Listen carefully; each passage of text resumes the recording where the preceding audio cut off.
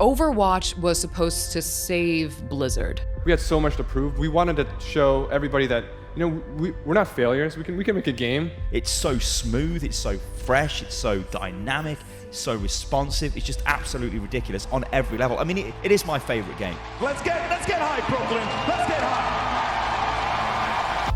Instead, it was the beginning of the end for one of the most beloved game developers in the world. Vegeta is another prime example of what Blizzard is doing wrong. People and pro players scrim this meta probably 6 to 8 hours a day. Well, you want your team to win, right? They're going to have to play what's meta.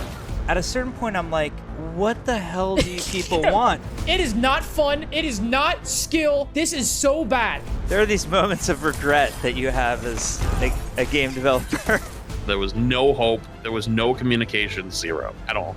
Between a broken game, a waning player base, and enormous controversy, it seemed like there was no hope left for Overwatch. And yet, Blizzard got one last chance to make it right.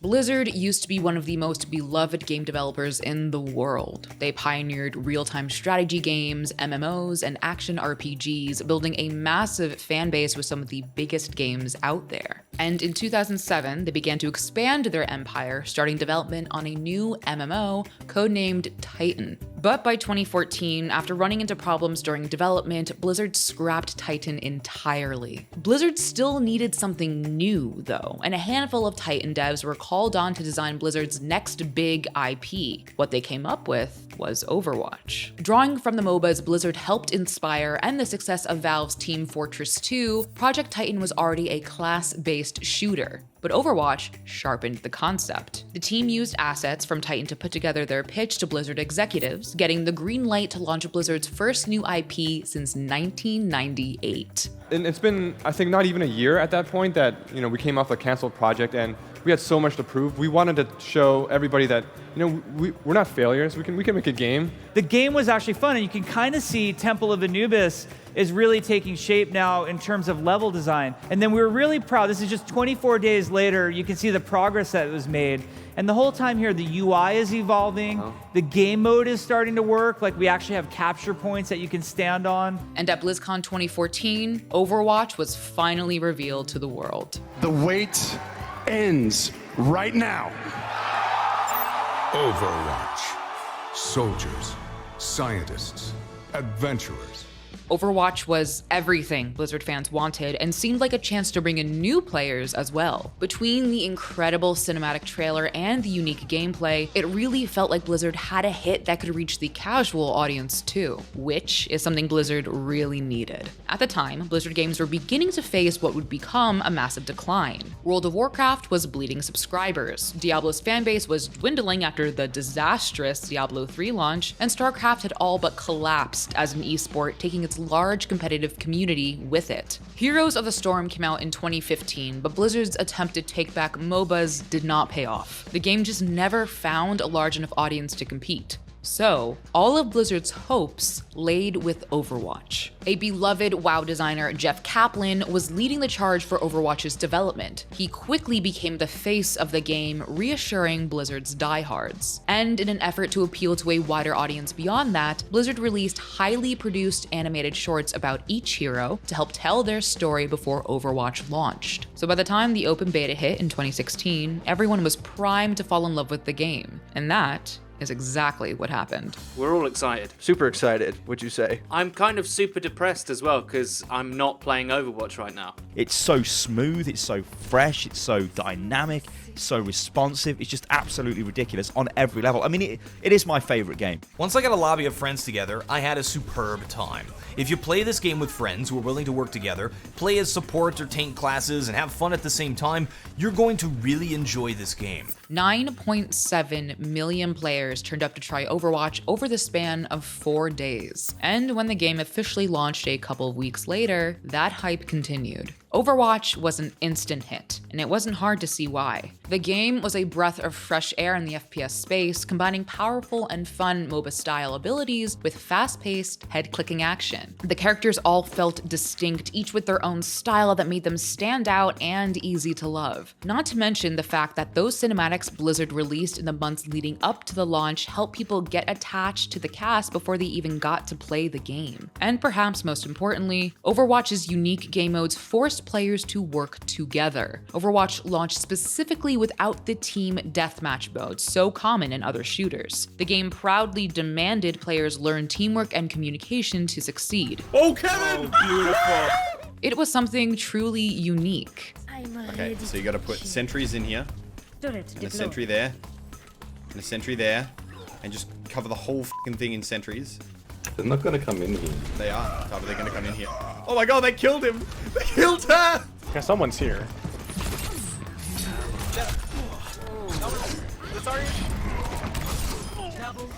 Alright, I don't know if anyone just saw what I did there, but I'm pretty proud of that. My friend got hooked, and so I ran forward with deflect and tanked the hook for him. But even in those early days, there were concerns about the burgeoning competitive scene. It already seemed like Blizzard was struggling to balance Overwatch. I have seen where a pro meta team composition, which enables maximum sustainability, has developed as one of the best ways to control a point. It's called a 2-2-2 setup.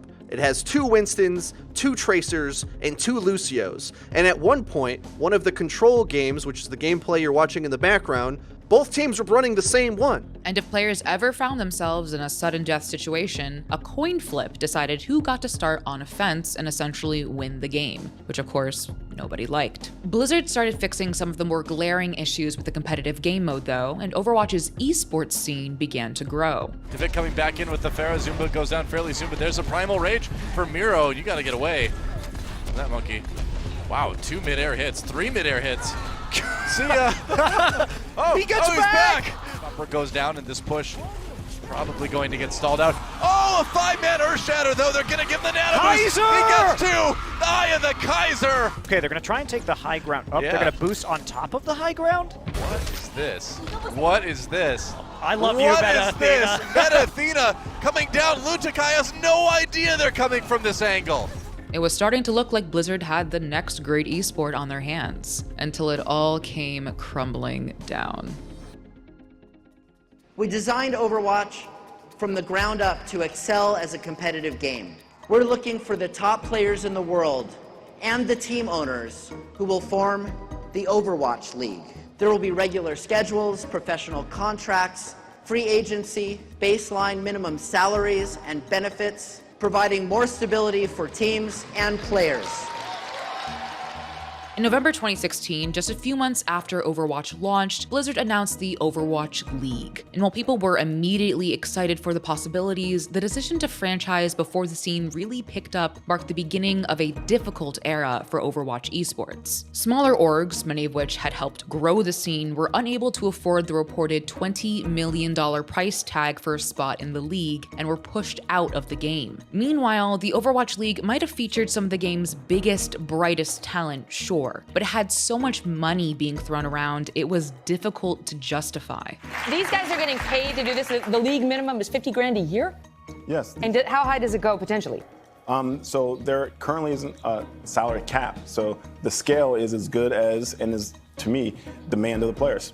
So the reality is, I don't see these guys any different, and these players any different than a LeBron James, a Stephen Curry. They are the elite of the elite at what they do globally. In the early days of the Overwatch League, things were new and exciting, and the plays were amazing. Few kills here going in favor of the Gladiators. Another hack trying to come through from Hydration onto Agility. So you know how devastating the hack is now. As Fisher's like, get him, son! The map, and oh no, he's gone! He's got another jump. He gets knocked back, barraged in. This is a bit ballsy. Fisher takes him down! Fisher. Let's use Earthshatter one fight, and then we'll use Zarya on the next fight, and you can kind of stagger those ultimates. I wonder where this nano boost is going to go for New York. Oh! No way! Unbelievable! He gets knocked out of the path! but it looks like the Boston Uprising are too busy trying to take the point. That's the Widow duel 1. Again, Philadelphia Fusion always going to come out on top. Striker, though, lands a big triple on the barrage there. The Graviton helping. Both supports are caught together. That's what they needed, but Carpe strikes in again. Striking down. Felix also being removed. Carpe, what are you doing? This is unbelievable! But as the weeks and months went by, it became clear that the biggest problem wasn't the esports ecosystem or the insane amount of cash in the league. It was the balance. A quote that Jeff Kaplan brought up in his forum post is that even if they make the game so balanced that a strategy or a character is just 1% better, pro players will say the character that's just 1% worse is unplayable. And that's kind of true, really. That's what it's going to come down to. Is it easier to dive or to counter dive? The first year of the league offered little diversity in hero picks, and most matches featured similar dive comps. It got old fast, and it didn't seem like Blizzard had a solution. The meta right now literally is ass. It is boring as F. And just when everyone thought that things couldn't get any worse, Blizzard did the unthinkable. What's up, everyone? This is Jeff from the Overwatch team. I am super excited to be here today because we finally get to talk about Hero 27. Who is Hero 27? Well, it is Brigitte Lindholm. Brigitte was incredibly powerful on launch. Her kit was the most busted thing Overwatch had ever seen. She was basically unkillable, and players weren't happy. How big is the healing radius? Like, am I healing?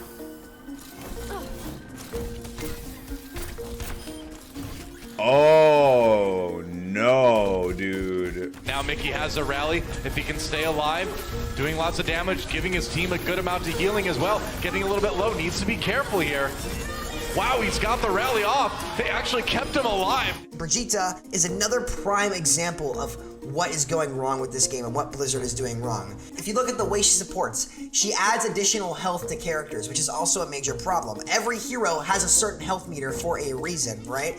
Like, that's actually gonna be busted. It's gonna be extremely unfun to play against. Saviobi not really respecting Jayhawk here, getting right in his face, and Gambler. Saviobi flailing.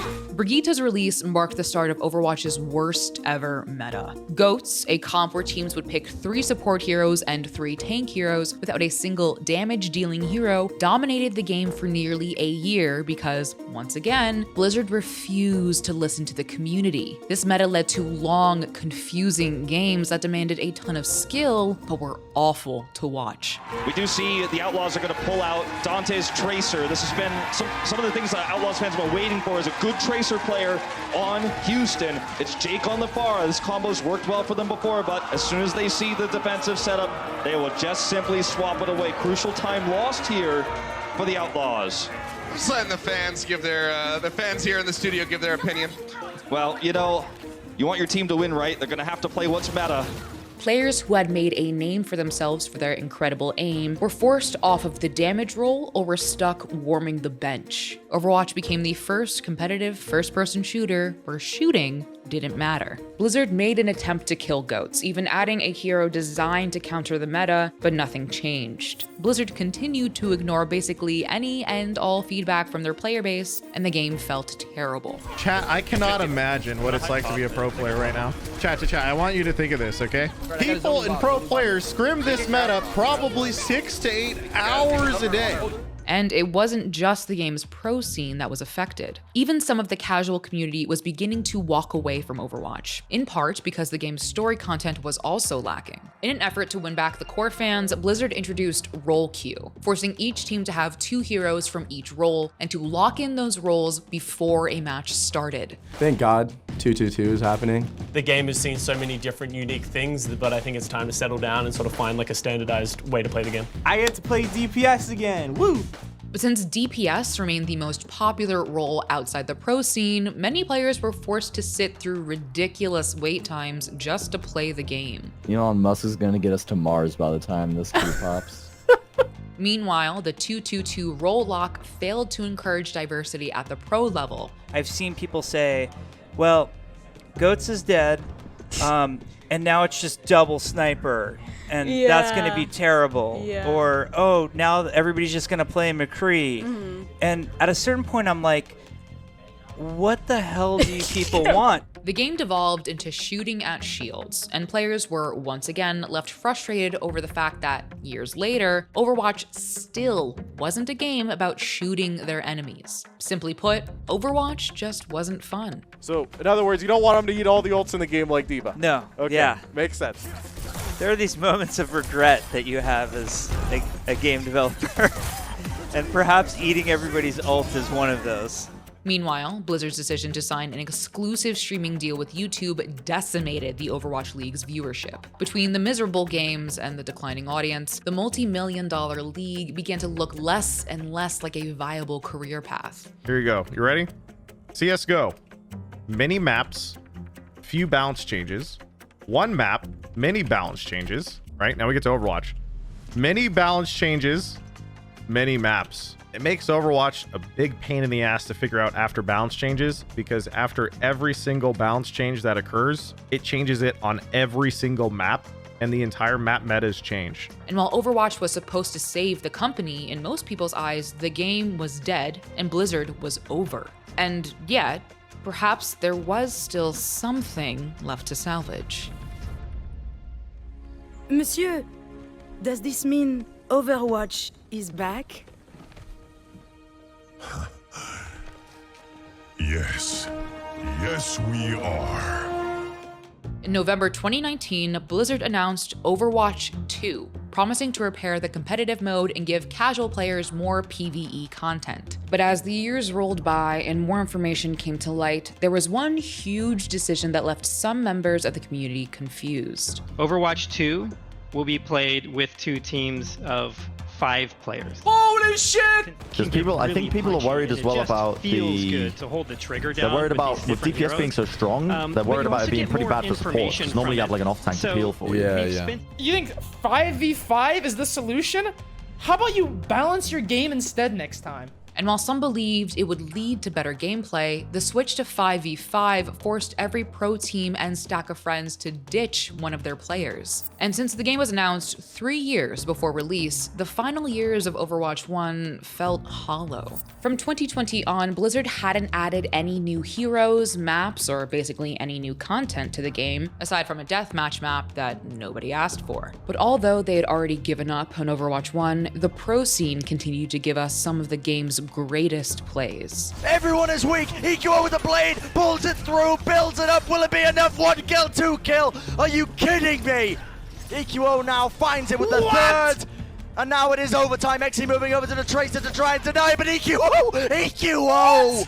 What a player, what a star! Fleder now moving over onto the Widowmaker, taking the clutch into his own hands. The headshot after headshot after headshot. But the Chengdu Hunters, they're winning this one out. Muse has fallen, Birdering. Oh, he's going to be next on the list. There you go, taken out straight away.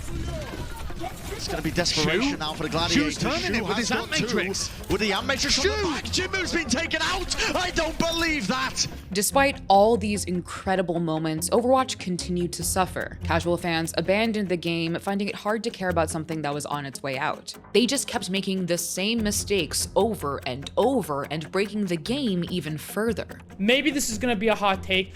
I think this shit is the worst thing to happen to Overwatch. This shit is f***ed up. It is not fun. It is not skill. It is fucking bullshit. It is dog shit. This is so bad.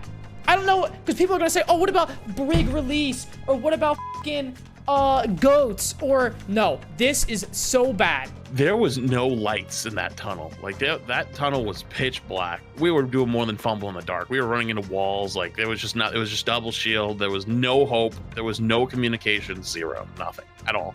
But then things got even worse for Blizzard.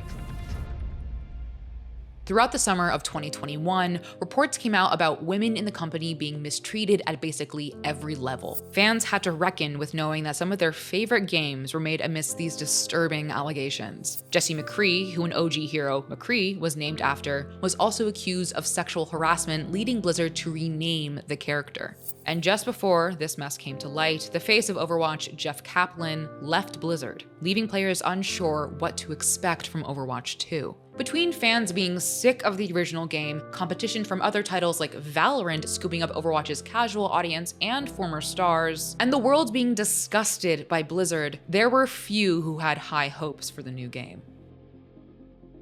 Overwatch 2 launched in October 2022, and the problems began almost immediately. Between server errors, concerns about the new battle pass, and, of course, balance issues, there was a lot to be frustrated by. I knew we could do it. Awesome. Yeah, because I'm playing really hard. This game's doing nothing still.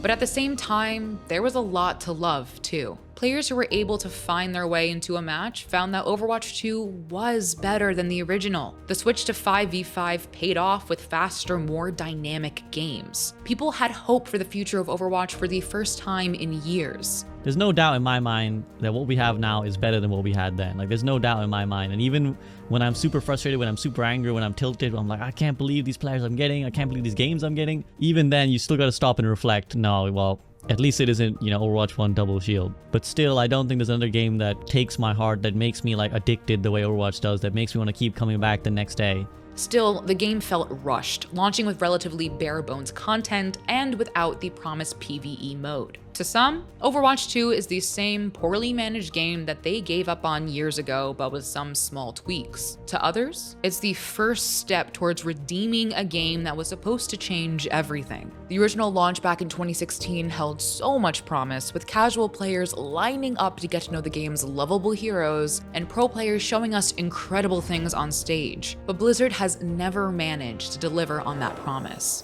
Still, Overwatch has an unmatched ability to hang on for another round. The game keeps fighting to be what the community desperately wants it to be. There is a small chance that Overwatch does have a future.